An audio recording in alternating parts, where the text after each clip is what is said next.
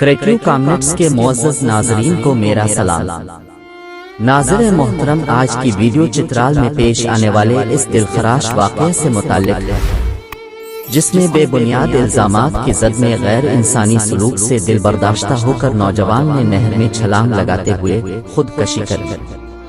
یہ نہیں معلوم کہ پہلا تھپڑ کس نے مارا تھا، یہ بھی نہیں معلوم کہ کس کے زہریلے لفظ سب سے پہلے وجود کو چیرتے ہوئے گزرے تھے، مگر یہ معلوم ہے کہ اس بچے کے لیے اس سے بڑھ کر کوئی تکلیف نہیں تھی کہ اس کی اس طرح تذلیل کی جاتی۔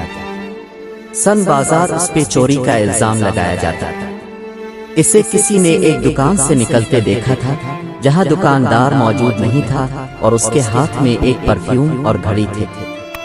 کسی نے اس سے وضاحت نہیں مانگی، اسے صفائی کا موقع نہیں دیا، بس اس پہ چوری کا الزام لگا کر سب نے اسے پکڑ لیا تھا، اور پھر اسے پکڑتے ہی سب کو اپنی اپنی دکانوں سے گم ہوئی پرانی چیزیں بھی یاد آنے لگے۔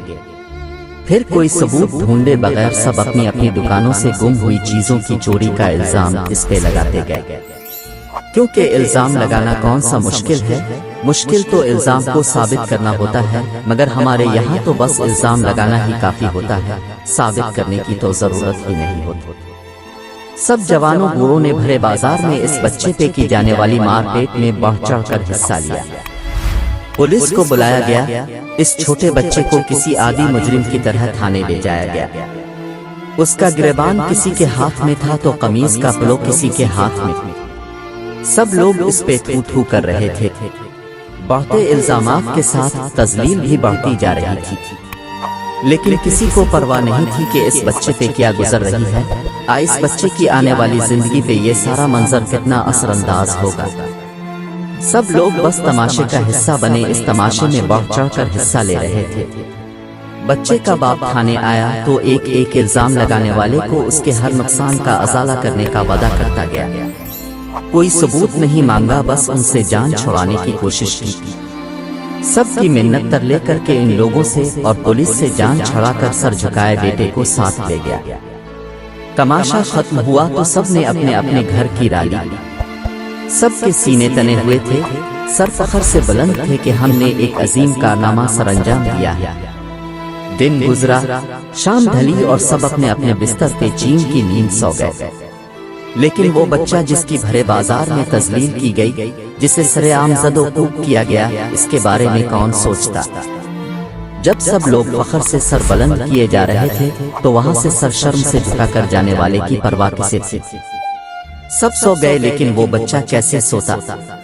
اسے معلوم تھا کہ یہ تذلیل اب ساری عمر سہنی ہوگی، یہ داغ ہمیشہ ماتھے کا کلنک بنا رہے گا۔ میرے ماں باپ میری وجہ سے سب سے نظریں چراتے پھریں گے۔ بستر پہ کروٹیں لیتا وہ بچہ کیسے سو جاتا؟